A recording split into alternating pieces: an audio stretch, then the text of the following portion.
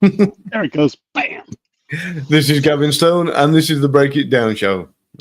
You know, Mission Impossible, booming movie, a lot of fun, tons of. You've seen the new one, but you've for sure seen one of the. I think it's 8 or 9 of them that they made. Incredible movies, incredible things.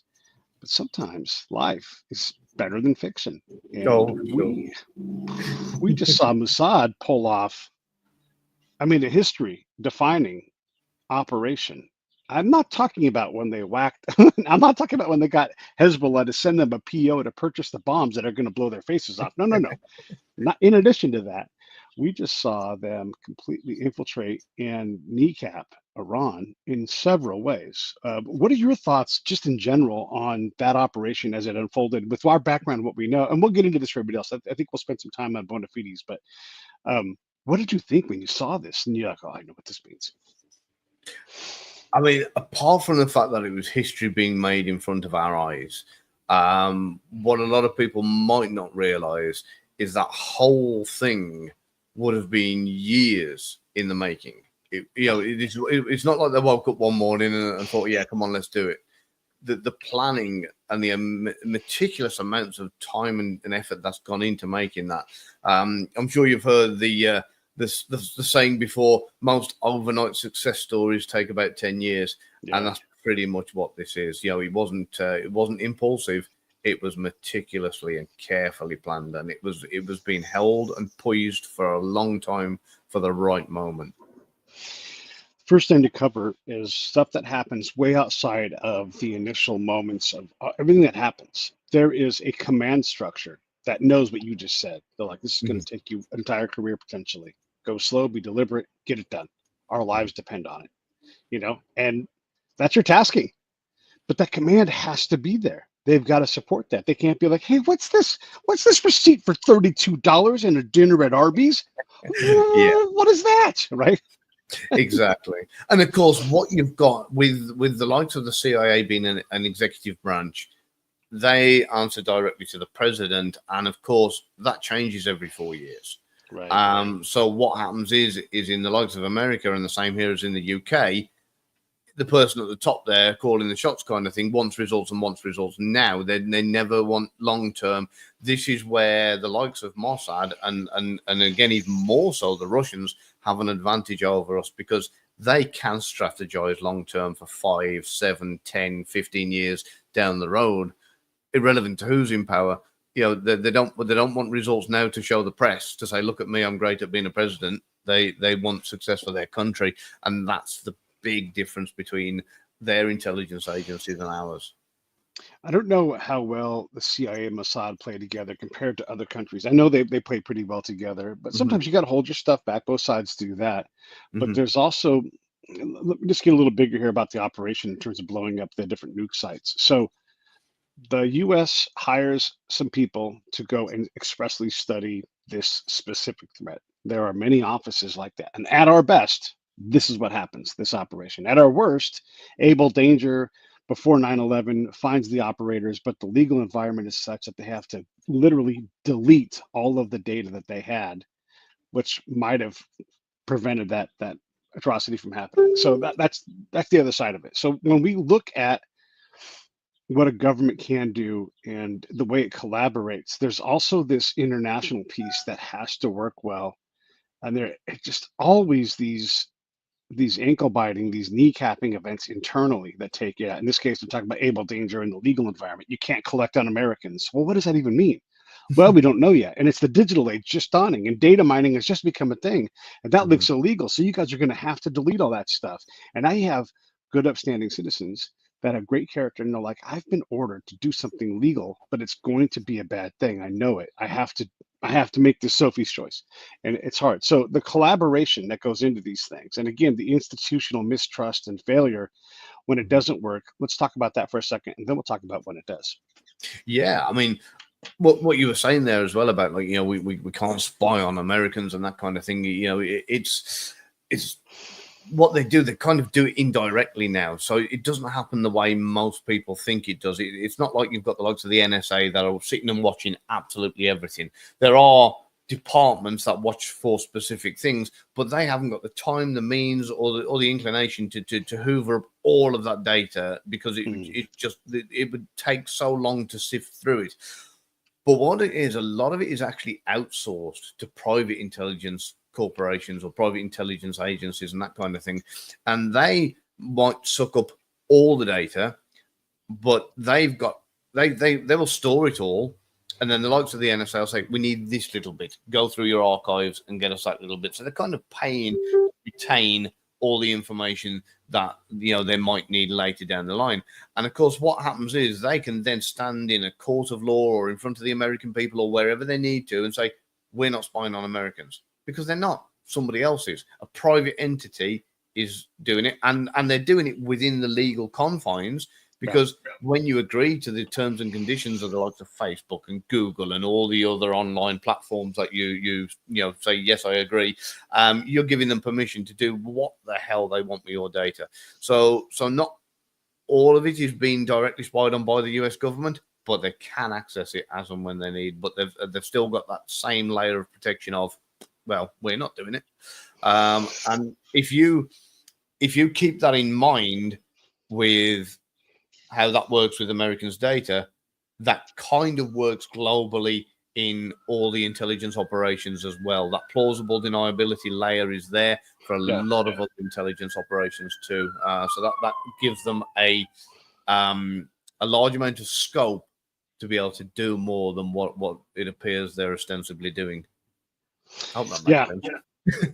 The next time I get a call from someone I sort of know in the government asking me to do something that they can't legally do, but for me is benign. Won't be the first time and probably won't be the last. Do I do it every time? No. Am I still a spy? No. But the work that I can do and just get done that they can't because they're a government, there's a real workaround there. Yeah. And the likes of you and I know, because we've been doing this kind of contract work for years on and off, you know, and kind of, you know, it's something that as a private citizen, we are, as crazy as it sounds, we're not hemmed in by the same legislation. So we can actually do a lot more, you know, and kind of, and like you say, add that layer of protection for them. So, but the most important thing is it good or is it bad? You know, and I've seen a lot of these arguments over the years when governments have changed, when policies have changed, when people's viewpoints have changed, and what you get a whole group of people who are saying, don't spy on us, don't spy on citizens, don't look at what we're doing, we got our rights for privacy and blah blah blah, and you go, okay, so you give them all the rights and the privacy that they asked for, and then all of a sudden there's a terrorist attack and a bus blows up in central London. And they say, well, why weren't you looking into these people? Why wasn't you watching it's them? An intelligence failure. Yeah, that's it. They also say, where the spies at? Exactly. You know, so of course it's really, really difficult when, you know, on one side they're beating and pounding for privacy and saying leave us alone, and all we say is, look, if we've got no reason to look at you, then you've got nothing to worry about. And if we do look at you and there's nothing to worry about, then we're not interested and we move on to somebody we are interested in. You know, but like I said, at the same time, as soon as something goes wrong, they want to point the finger straight at us and say, you screwed up, intelligence failure, you weren't doing your job, where were you when we needed you? You know, and then we're faced with that constant damned if you do, damned if you don't scenario. Yeah.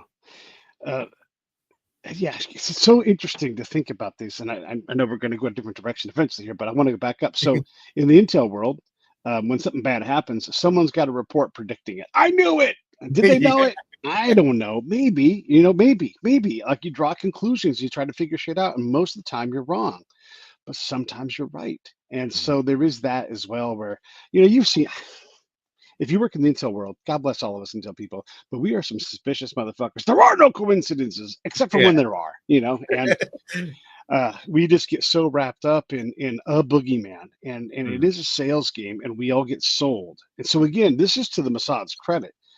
We don't know how many missions fail, how many agents get whacked. We don't know about, because they're not going to talk about that. But when something like this happens, it is in spite of a lot of structural challenges that are very hard to overcome and can absolutely snap. Look, the next time I get kicked off a camp, well, I'll probably never get kicked off a camp again. But I've been kicked off camps all the time just because I'm bad news Turner and I piss off the wrong guy, and they're like, "You got to go home," and you're like, "But I'm helping. You didn't know this shit 2 minutes ago." So, and that because here's the thing about Intel, and I'm going to shut up and let you talk here in a second. Um, we have a General Mattis, very celebrated. He's like, like find your Mavericks. Yeah, but Mavericks get fired a lot. And then they go off and do other things. It's hard to be a Maverick. Everybody wants to be one until it gets dangerous. And that shit gets dangerous. You don't even know it. And you've heard me say this. I've been killed in the staff room way more times than I've been shot at on combat field. Like, absolutely true. And of course, I've lost count of the amount of times my second sentence of a phone call has been, "I thought I was never going to work in the intelligence community again." They do call up, Stone, we got a job for you, and it's like, last week you never wanted to see me ever again, but now all of a sudden, you want me to go to some hellhole the other side of the world and do something for some low amount of money that nobody in their right mind would want to do it for, It's true. Yeah. I mean, I'll spend 6 months building the beginnings of a network, and they'll start to pay off, and they're like, "Wow, that's incredible. Can you do some more of that?" Yeah, sure. Where? Province X, like whatever. Go over there and do that. And I'm like, okay, and have results in 10 days. And I'm like, no, that's the problem. That's not going to work. I'm fast, but I'm not that fast. Yeah, and I love that kind of thing where they say, we need to know what's happening in this group by the end of the week. It's like, what do you think I am? An oracle. Yeah. Well, and the other thing is what they want to know. And this is, again, this goes to the structure and why Mossad is so incredible. What you want to know, the questions you write down, I get that. You want to know where the bombs are. You want to know how much uranium they have. I may or may not be able to get to that. And it might not be worth me getting to that. But what I find out that you don't know, that you needed to know, that stuff is gold. And it will change how you operate. And it tends to work from my point of view, from what I've done, it tends to accentuate the peace side, the non-lethal side. Like, hey, if you can do just a little more of this, or if you can break through this hole right here, I've drilled through, I can see him, I can hear him, I can smell him. But if you guys take your time to make that hole bigger, that's going to be worth your while. And it doesn't take bombs or money. It just takes some effort. And that's one of the things that made me different was I didn't just look at threat, because everybody's focused on threat. And I'll say this over and over again. Everybody's looking for a needle in a haystack. I'm over in the field of needles, just scooping them up. Bam, needles. What do you want to work on? We can't do all that. I'm like, all right, well, what do you want to work on? Let me know. That's Mossad is, for whatever reason, able, despite the small size of the country, to put people in the right spot and figure out how to make them successful in against all of the odds. It's just incredible what they're able to pull off. Oh yeah, and of course if you go back in time, Mossad's kind of reach was generally just amongst business owners and kind of because if you think of all the Jews around the world, in every country, in every shop, in every home, in every town, everywhere, they had such an extensive network of people in different places that there wasn't really much in the way of information that they couldn't find out one way or another. How much a business was taking or making, or the rent it was paying, or whatever else. So if an anomaly showed up, they knew how to compare it to what was going on in the surrounding areas. There was their reach was hugely extensive, and that was a foundation that gave them masses of information, masses of influence, and masses of power to then build upon and say, right, let's extend these networks outside of our own people to people they know and people that they know that they know. And before you know it, they've just managed to infiltrate some of the most amazing places around the world. And I've got to give admiration where it's due, because at the end of the day, they are an impressive agency. I've worked with some of the guys previously, and compartmentalization skills in that organization are next level. Yeah. I could be working with somebody and say, well, why do they want to know this? And I don't know. They've just asked me to get it. I got no idea what the rest of the puzzle is. They've just asked me to get this piece. Yeah.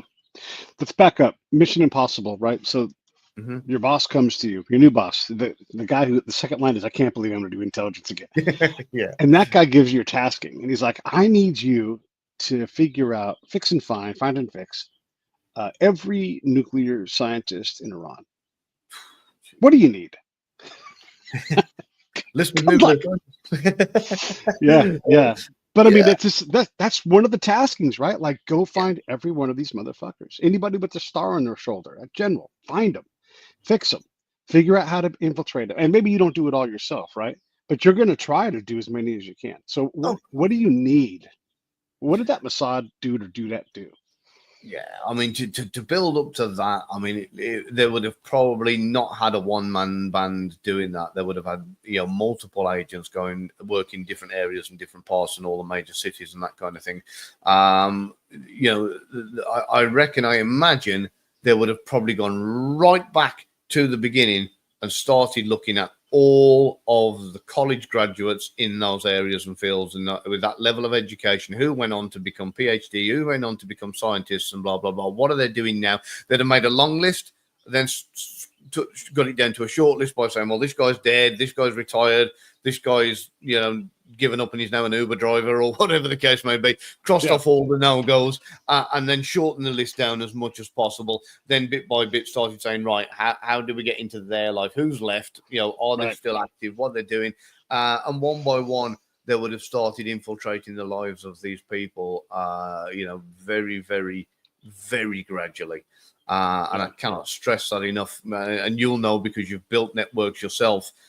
There is no this famous thing of the bump is great, and it does work in short-term things where you bump into your target in the cafe and you go, hey, nice watch, I've got one the same, and let's be friends. In the right instances, you can do that, but it's not as effective as a very gradual infiltration, and that's for me is a more favored method of build up familiarity. Let that go on to a smile campaign. Let that smile become a hello. Let that hello become a how are you. Let that how are you become a conversation. That then becomes a friendship. And, before you know it, you've recruited an asset. And it's been so gradual, and it feels so organic that they don't feel like they've been kind of bumped and recruited, Yeah, yeah. The tactical world, this is a different world than what we're talking about now. That's more of a strategic world where there's time, there's years, it's over a decade. And so you don't have to rush, right? You're just, and you might even let something sit for a while. Like, oh, where'd that guy go? Oh, there he's back, and I always say, like, if you, when I'm out in the field, if you think I'm spying on you, I am, but let me know if I ask you a question that you don't want to answer, and I won't ask it. Like, I'm not trying to hide anything. And that for me is a very good approach. In the tactical world, you can act faster. The direct approach is appropriate because you're trying to be fast, right? And so you might only have one contact, one time with that person, or you might have 20 with the person. But by 20, you need to have paid. It needs to be worth your time to keep going back and keep going back, because in a tactical world, like, spreading yourself too thin is what you have to do to be able to do that. And there is a difference in pace, I suppose. Look, my world, I know your world, and we are in the same world in this case, right? But those skills don't transfer as much as we want them to transfer. They're different things, and I would say that strategic people would struggle to go to the tactical world, but tactical people can go to the strategic world. How am I doing? Yeah, I mean, I've been known to cross over. I just favour the gradual approach, and of course I'm lucky enough in the world I've worked in to have gone up from the bottom and done a little bit of everything, and I've dabbled in one thing and another.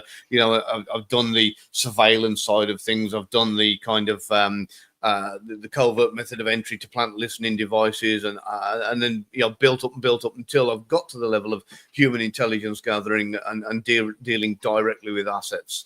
So I've always said, no, I've never hidden it. I'm a jack of all trades, master of none. It's not like I can turn around and say my expertise lies solely in this. I do a little bit of anything and everything, and that's where and what I've been doing for many, many years. So I might be a little bit of an exception to the rule there. Sure. But I think for most people, yeah, you're right. The crossover isn't as easy. Depending on the training they've received, they tend to be perhaps one or the other. Well, and that is another trait of what field people do.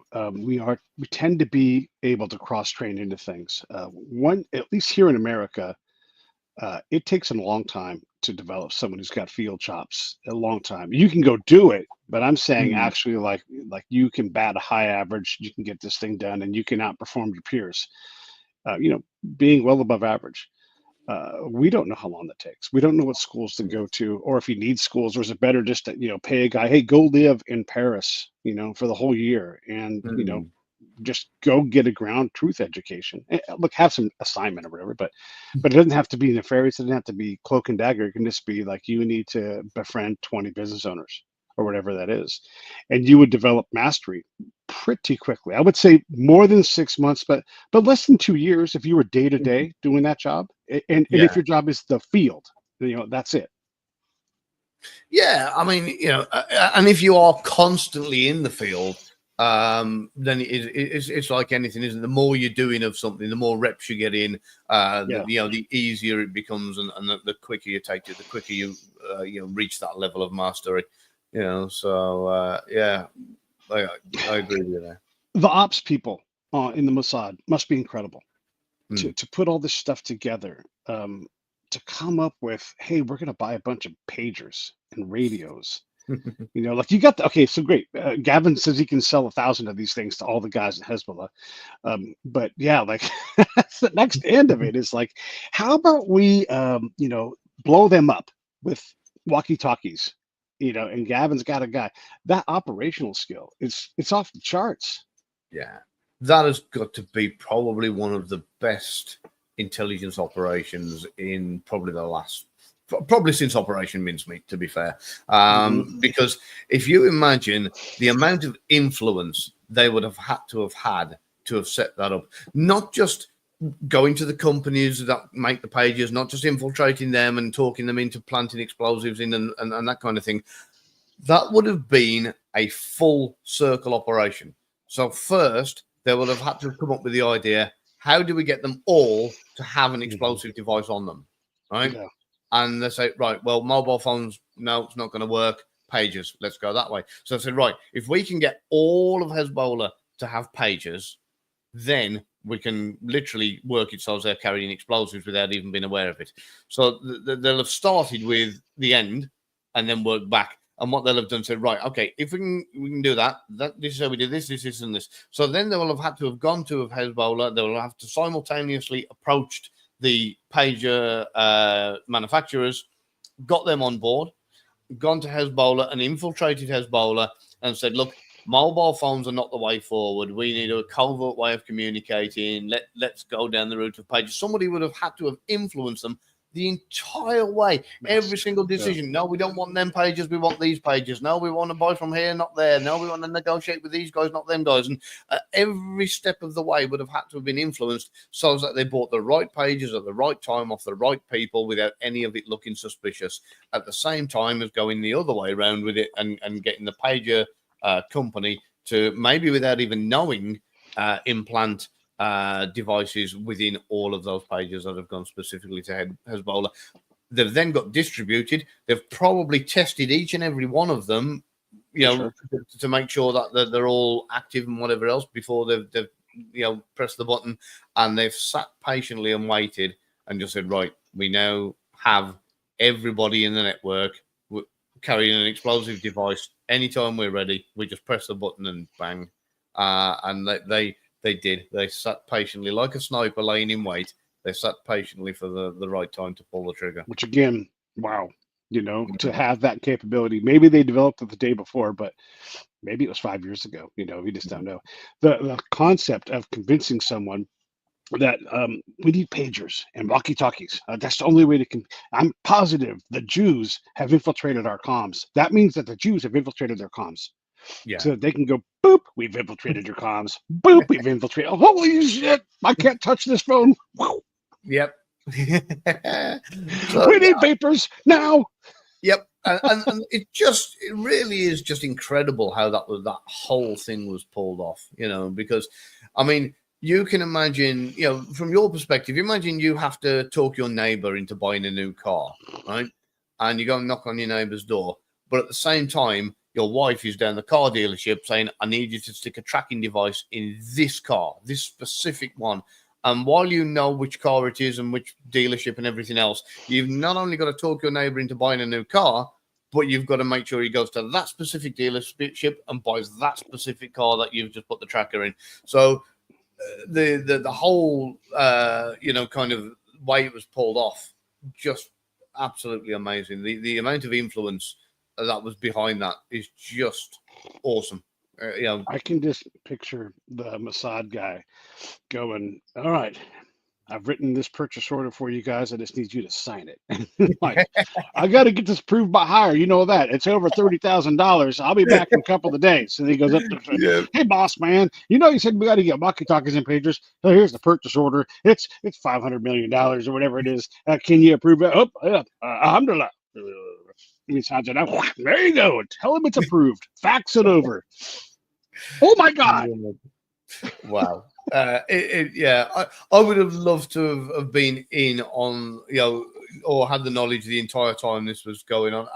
And it makes you wonder how many close calls they've had along the way. It's they're not going to go with Motorola. They're going to go with Sony or they're not going to go with, I can't even remember the name of the pager company they used in the end. I did know it. It was like Saturn or something. Boom pagers. Yeah. Yeah. So, and of course, so I had this kind of, this thing I saw online not so long back. It got two Hezbollah guys both going with panic, and you got Roadrunner behind them going beep beep. Yeah, totally. Yeah, that whole thing, the operations side, right? Obviously the field ops are it's incredible. And again, we don't know how much failure was involved, but just to pull this off, it's like those videos where they bounce the ping pong ball. Boop, and you're like, wow. Yeah, you don't see all the mistakes. Yeah. How many outtakes was there? When that happens, every country in the world, we're talking the Hezbollah attacks, multiple. When that happens, everybody's going, where are the spies? Right? Because if they've done it to them, they've done it to you. And whoever you is everybody else in the world, right? So you tighten up your shit. You have your counterintelligence guy. Thank you. You have him go out, and he's like, start looking, start finding those moles. And you got to do something about it. And then they go decapitate the Iranian structure with field ops. And now everybody's like, holy fuck. First off, the Americans can pick any target in the world and spend 20 years just working on it. And by the way, I'm just going to dig in here for a second. If you're going to dig a hole out of a mountain and put a reactor inside of it and spin up stuff, okay, so what did the Americans do? Well, we sent our engineers into the Sierra. I don't know this is true, but this is exactly what happened. They went into the Sierra and they practiced drilling things. They may not have known they were drilling a simulated air shaft for a nuclear site, but they sure as shit went out and drilled that thing out, and they did all the things that could do that. They hey, good Army training, and then they went home. Meanwhile, the pilot's like, go drop this bomb, leaves Las Vegas, not the airport, but the Air Force side, and then go drop a bomb in that thing. No, it didn't work.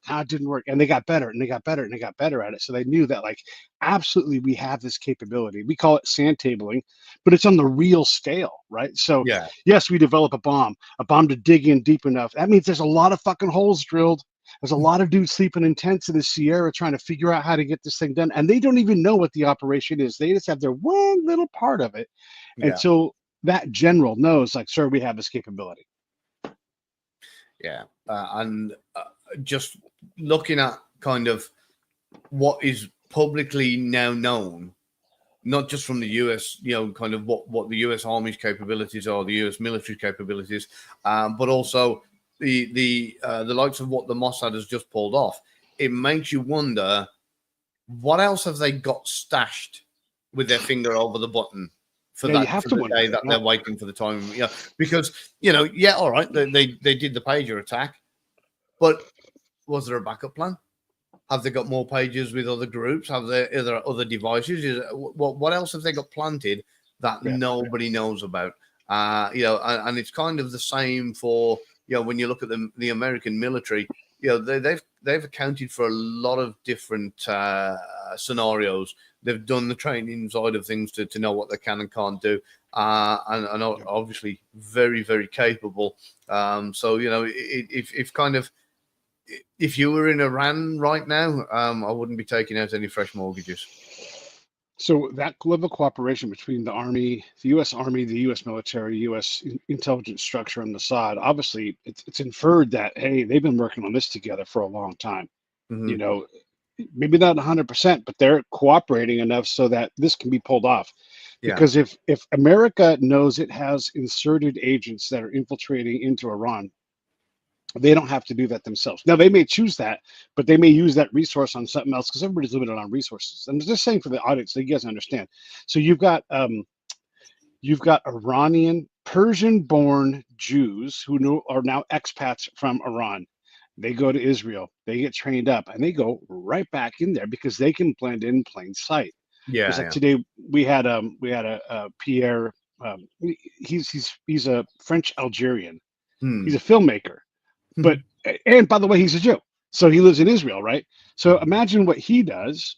He gains access as a videographer, and he goes wherever he wants to go. He shoots things, reports things, And so this is how this works, everybody. And so because we'll say Pierre exists, this Pete doesn't have to go into Algeria and figure that out, or doesn't have to go into Palestine to figure that out because we got a guy who's easier to cloak, has great cover, has great placement and access, which we invent. And so now we can focus our energy in other areas. So this Pete ends up going to Bahrain and does something totally different because I don't have to go infiltrate into the Palestinian world. So the operational cooperation is there, and it indicates to me that not only did they both know for quite some time, but also they were able to put assets and other things. And as you said, there's plenty of targets. And so where haven't they looked, right? Like that's the question. Where aren't they? I've got their finger on the button. And if you run a government, you're not going to bet that. It's like, okay, we saw that guy on the hill with the Barrett shooting, that kind of thing. He should be out of ammo now. Let's go walk around in front of that Barrett. That's not going to happen. It's not going to happen. It is crazy, with like you say, when you think, well, where haven't they looked at? And of course, I mean, with the technology we've got now, with the resources we've got now, with the assets that are available, it's one of those things that it's not easy to hide anything anymore. It's not like it used to be, where you need to fly over with the Air Force and photograph, like years and years ago, photograph from vast areas, and then be looking at out of focus, blurred photography images, going, well, what's that black dot there? And we need to send somebody in to have a closer look, and and of course, you've actually just reminded me when you were talking about cover and that kind of thing. I used to do these short, like kind of tradecraft courses. It was just a bit of fun where it was open to civilians, and I'd get them in and I'd teach them some basic things like escape and evasion and lock picking and bits and just a bit of fun. We'd have practice locks, we'd pick them, and we'd get out of handcuffs and zip ties and blah blah blah. And what I did it in a very, very specific order. So I'd start with the escape and evasion stuff. Then I went on to the all the different lock picking and how to bypass alarms, how to bypass security cameras, how to evade infrared detectors, blah blah blah blah blah. And then the next section was a theoretical section, and I'd say, right, here is a file, and you'll see there's a building, there's a map with the building, and in that building there's something we want out, in this particular office. How are you going to get it? And I'd give them all the information in this file of what we knew, right? And every single time it was, even though everything was there for them, they would all come back and say the same thing. I'd get through the fence this way, and I'd pick that lock on that door, and I'd change that, and I'd switch this camera off, and I'd bypass the alarm that way, and blah blah. And they'd do this thing where they were getting into the building, and they failed every time because I said nope. I said, you've got all the intelligence there. The cleaner who has an access card to every single room, who is on a low wage, who's easily compromised and easily motivated and everything else, she's already in there. You don't have to break into that building. All you got to do, you don't go in, you get the file brought out to you. And that's how simple it is. So, again, when you look at the likes of when you were saying about the camera and Pierre, this is, we are more and more using clean skins to go in and get people who are already having access to what we want and do our job for us time and time again with higher success rates every time. Yeah, it's and we've talked a lot about the human side of this, but obviously there's the signal and the image, which you just alluded to some of these things, and you start to combine these things together. So and for everybody listening, in the world of military things, there's combined and there's joint. So combined is like Army, Navy, Air Force, Marine, Space Force, that's combined, and then joint is like, oh, by the way, here come the Brits, here come the Aussies, here come and so we start to work together and you pool these resources. So much so that when I was in Iraq, this is 20 years ago, the J2X, which is for everybody watching, the J is joint. That's the joint level J for joint. The 2X, who runs all the human operations in theater of Iraq, all of them, right? He is the boss man. Now, he's not going to tell you what to do, but he owns that asset, and so he can guide it. And he says to me before we leave in Baghdad to go up north, it's like, if you guys ever need anything, I'm bored. I have a lot of authority, but I don't have any access to anything important. I have no reason to go up to go see you guys. But if you give me a reason, I'm going to come up. And this new unit came in, and we'd been there for a while, but they're like, hey, who are you guys? You guys wearing your civilian clothes coming in the contractor gate. You have to go in the Iraqi gate. We're like, whoa. We're not going in the Iraqi gate. No way. And so they said, you can come in through with the military vehicle, thinking we couldn't get one, but we're good spies. And so we grabbed a Humvee and drove it. Like, hey, no more Humvees for you guys. You can't do that. You have to go through the Iraqi gate. Like, hey, man, listen, that's not the game you want to play. We're glad to work with you. We're here to help you. Try to do all of our stuff to make sure that major understood. And so he's like, if you come through a gate other than the Iraqi gate, you're going to have a problem. And I said, you don't want to do this. You want to make sure you give us access. We're here to help you. By the way, that camp got blown up by the Chow Hall got blown up by a suicide bomber, right? Later that year. So keep that in mind. And so that guy started being a hard ass, and he's a major, and he picked us to fight with. All right. And so I asked him 3 times, like, we really want to back off. Don't make me go higher and have them fix this for us, because I'd rather we fix it ourselves. Try to wouldn't have it. And I'm like, okay, you understand the next thing I'm going to do is I'm going to call the J2X. You understand that? And I said all this several times. Do you know what a J2X is? Okay. Well, he wanted all the smoke. Give me the smoke. All right, so we did. I get on the phone. Hey, man, I actually need your help. And he's like, I'll be on the next thing smoking. I don't want that smoke. And so he flew up. Can you imagine? You give an Aussie, probably a colonel, major, I can't remember now. I think he's a major.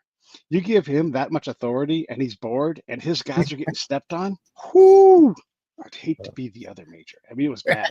It was really bad. And then the next day we saw him and he was kind of teary-eyed. And he's like, why did you guys do that to me? Why? And I'm like, oh my God. Why would you make us, of all people, go through the Iraqi gate? Like, oh my God. I say all that, one, because it's a fun story. But 2, there are so many barriers where places where these things can get screwed up. And if you had just Iraqi dudes to just drive through, it's so much easier than having a guy on your side who's trying to get you killed. That's the whole point here, right? I mean, it's like, how do I do this as elegantly as possible? If it's a lady that needs to do it, because women are magic in the Middle East, they can do anything because no one sees them, no one respects them, or they get so fucking horny, they just let them do whatever they want. Then why am I doing it? You go do it. That's great. It's easier for you to do it. Let's just get it done. I'm shutting up now. No, I was enjoying that. I love those kind of stories because it's always something that it always goes overlooked.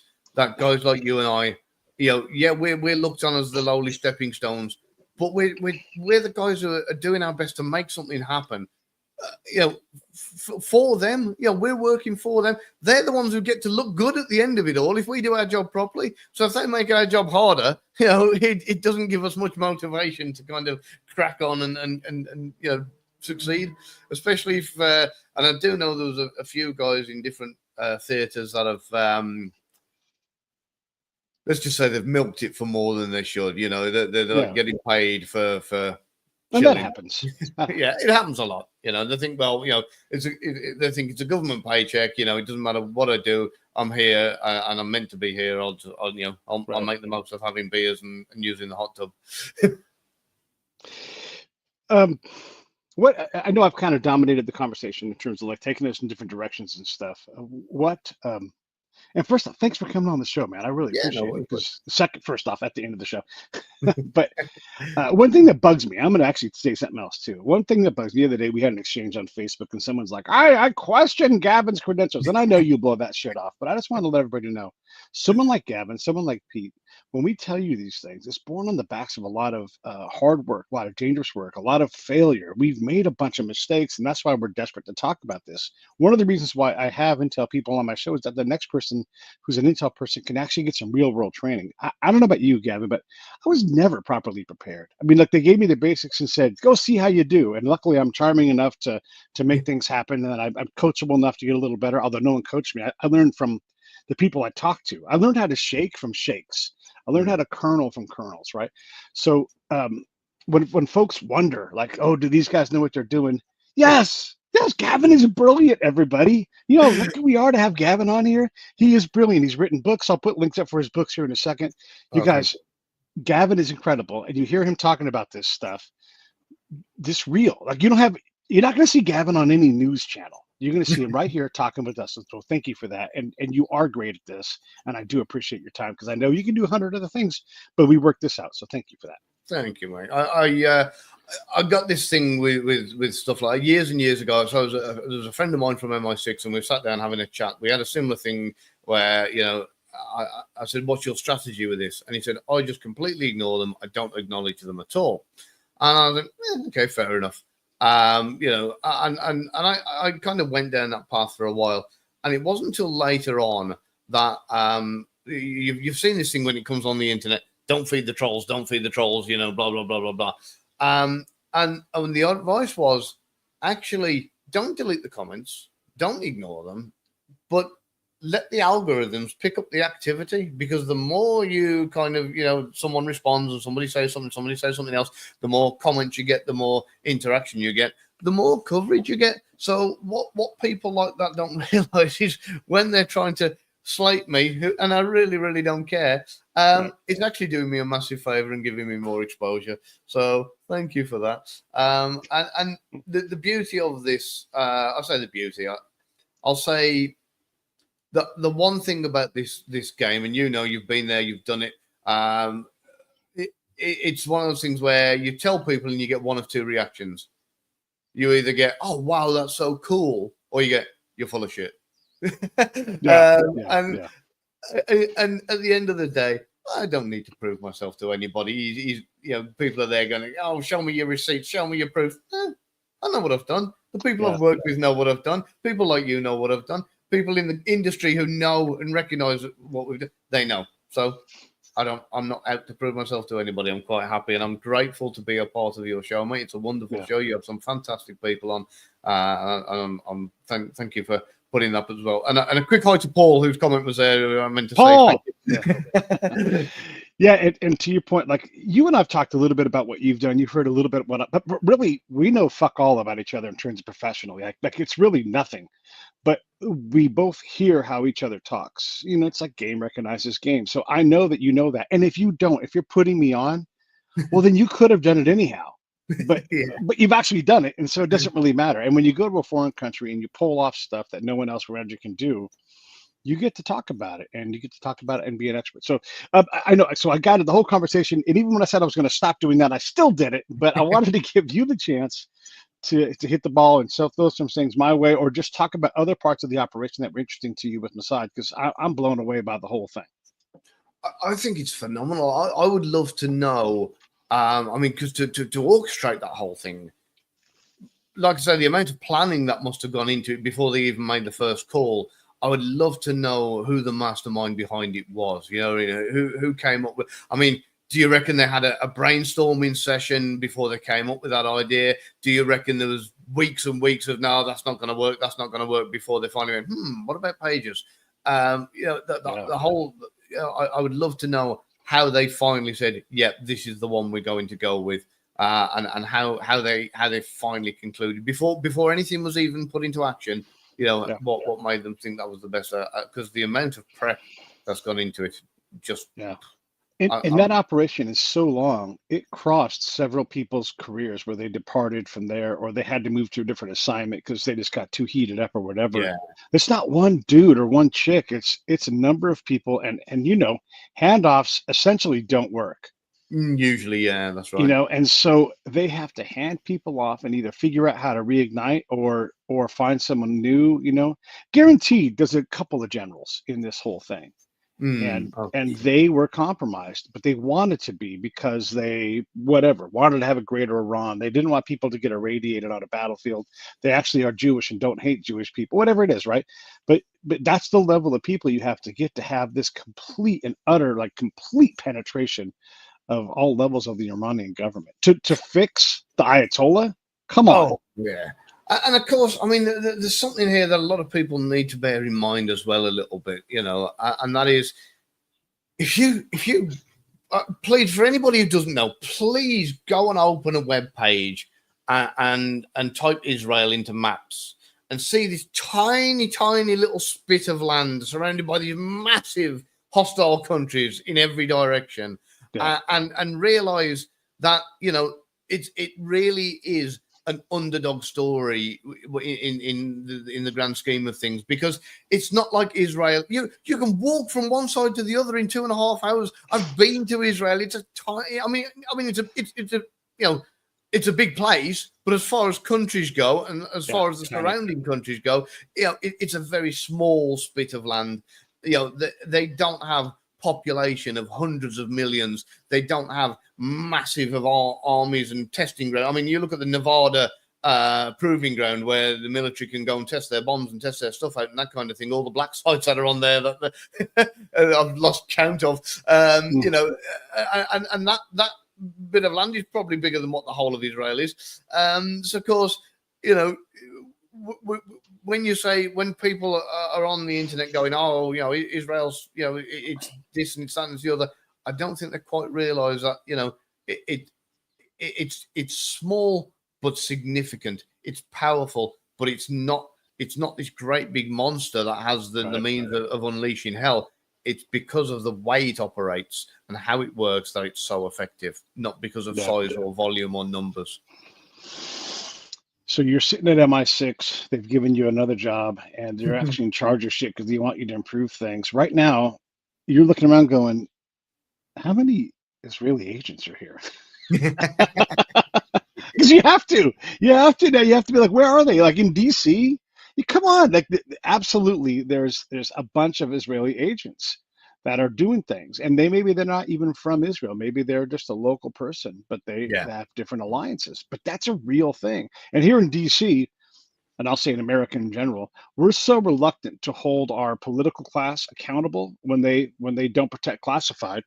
That boy, you and I, like if we're adversarial towards the US, we're licking our chops like, I need a credit card, need to get to DC and give me 15 years and you will have almost total penetration, because who's going to stop me?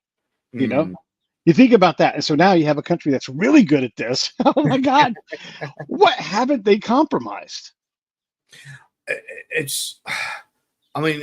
really is phenomenal with what they can do. And again, like when I was working, I always used to operate like I was compromised.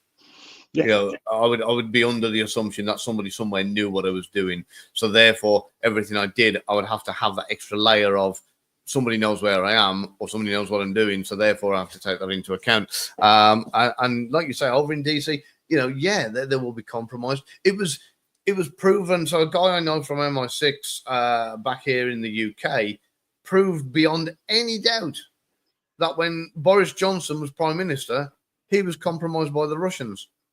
And they went to the Queen at the time and said, what do we do? Can we remove him as Prime Minister? Because we know without doubt that he's been compromised by Russian, foreign intelligence agencies. And unfortunately, the political theatre, if you want to call it that, was so delicate at the time that the only thing they could do is say, well, no, we need to keep him in play. And then when he organically comes out, or we'll just kind of craft it to make it so that his exit and somebody else replaces him happens in a way that looks like we haven't been compromised. Because if we go out in front of all the public now and the Queen says, right, Boris Johnson's been compromised by the Russians, we're going to chop him and kind of put somebody else in his place, how bad would that look for us? Yeah. Yeah. Do you know what I mean? It looked like we can't even control our own government. Yeah, no, absolutely. And when you say that, we have a thing here in the States where they're like, that person's an asset of Putin. These are people that have never ran an asset in their lives. And so I'm like, okay, well, first off, if I was going to run somebody and it happened that Donald Trump became president, okay, I'm stoked, but he's the worst kind of source. You're not going to control that guy, especially now that he's president. Not a chance. Are you in control of that guy? So you're always assessing your source's quality. Am I still going to try to get things done? Yes, but am I? I mean, this is just how I think of this, Gavin. I want you to say exactly what you think. Don't disagree with me. If President Trump was your asset and you're a Russian agent, every time you go near him, you don't know if you're going to get flipped and thrown into prison. I mean, it's so dangerous to have someone that place that high who's that wild of a card. Like he's just not a reliable person. So when people are like, that person's a Russian agent, I'm not saying that Boris, I don't know anything about Boris Johnson, but when we say Tulsi Gabbard's an agent or so-and-so's an agent, man, come on, stop. It really is, because I mean, again, you know, when we're picking sources, right? When we're targeting and we say, right, you know, who's got what we need, who's got access to secrets, who's got the motivation factor, you know, who can we get along? We are going to go not just with whether they have access to the secrets or not just whether we can motivate them or not, but we're going to look at the risk factor. Yeah, you know, we're going to look at if we do this, how hot, you know, volatile is this person, and if they are high on that scale, then we're just not going to touch them, you know. Yeah. So somebody like Boris Johnson, the world kind of laughed at him as a little bit of a clown. They wouldn't think, you know, they'd think he was too daft to be a source, and that was why he was picked. But when you've got people who have their wits about them or wild, and like you say, like somebody like Trump, you're not going to control that guy. You know, you're keeping a tiger as a pet. Waste of time. Yeah, he might turn on you. Yeah. The other thing I wanted to get into, and unless you want to talk about something else, but I want to go back to the Mossad thing. When you push that button, cooperate with the Americans and blow up all the nuclear assets and kill a bunch of people directly, specifically on purpose now, good chance that a lot of their capacity in country is gone now, right? So obviously, and I don't have to know any news to know this, I just know our world, a shitload of people just got whacked in Iran. Oh, sure. Yeah. The guy that goes, hey, he's here, that guy probably dies. Either right then, because listen, this is that world. It's cold. And if it's getting the target and saving that dude's life, you're going to get the target, and that dude's going to go. You do your best, but your best is not going to compromise the operation. So all of those folks, we have to assume a lot of their sources either evac early, and which is a tell, or a lot of them are dead. Yeah. This is the downside now, because the intelligence agencies are going to be pretty much deaf, dumb, and blind, in the sense of, you know, like you say, the Iranians are going to be looking at everybody. Yeah, they've already whacked a load, as you said. They've already, and I don't think they're going to need much in the way of evidence to start chopping heads off. You know, and they're not going to court. Everybody, there's no rights in this case. It's not the way it works out there. Yeah. So, and of course, anybody who was an asset or an agent previously, even if they are left in place, no way are they going to want to talk right now. No, and I wouldn't want my source to talk. I'd want them just to lay low, cry. That's it. Do your thing. I'll talk to you in 6 months. Exactly, at least minimum 6 months. Right. You know, it's going to be a case of and like you say, you know, there will be some that will have been exfilled, possibly. You know, and given an American passport or whatever the case may be, maybe. But again, that in itself is something that.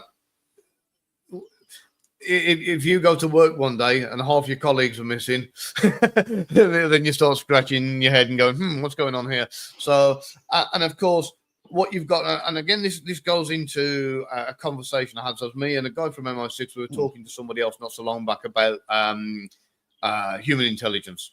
Now, like you say, there's loads and loads of different things. You got SIGINT, you got IMINT, you got all the different intelligence sources that you can get from intercepting signals, telephones, all the different modes of communications or comment or whatever. You've got all of that, but if you look at the value of human intelligence, it outweighs all of it. Because let's take Putin, like you said, for example. If Putin's in a room with his nearest and dearest, with his closest advisors to the people he trusts, do you think that he's going to be emailing them afterwards? Do you think this is going to be a conversation that he's going to have over the phone or via an email or via? It's not. He's going to have it in a room that's private, that nobody's listening into, where he can say, right, what do you think our next move should be here? Shall we help the Iranians out? Shall we stay well clear of it? And it's not Putin himself that will ever be anybody's asset, but the people in the room with him might be. And these are the people that you need to be able to meet up with a couple of days later and say, what's he thinking? Yeah. I'm putting the link up. Go to Amazon and damn it, buy some of Gavin Stone's books. Buy 2 of them. Buddy read.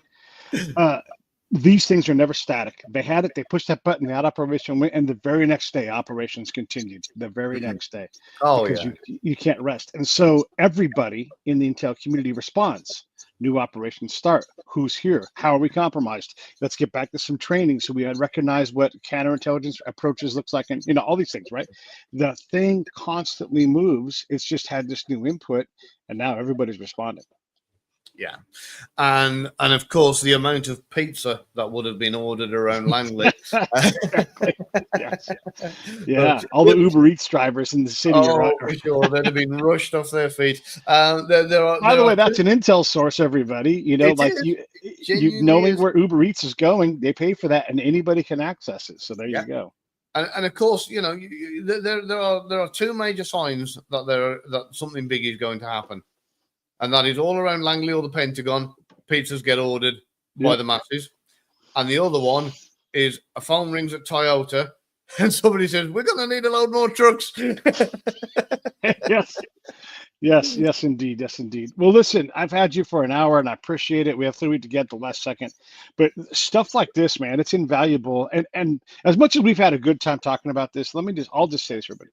War sucks. I don't want more war. I don't want sources to get killed. I don't want Iranians to get killed. This is not the goal here. But, you have to have some gallows humor if you're guys like us, because, this world's hard.